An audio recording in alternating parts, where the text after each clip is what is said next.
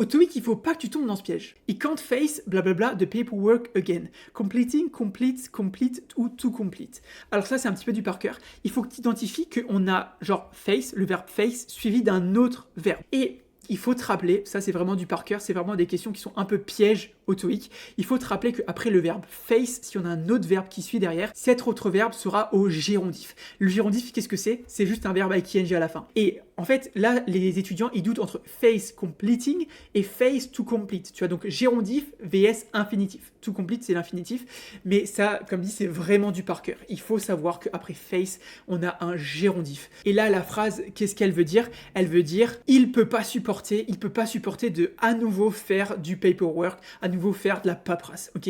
Donc c'est vraiment l'expression là, il peut plus supporter de remplir le paperwork, la paperasse à nouveau. Donc voilà, retiens bien ça. Après face, on a toujours un gérondif. D'ailleurs, je t'ai parlé d'une liste, mais si jamais tu la veux, cette liste, nous on l'a, mets en commentaire, je veux la liste, et puis moi je te l'enverrai assez rapidement. En général, en moins de 24 heures, j'arrive à envoyer tout ce qu'il faut.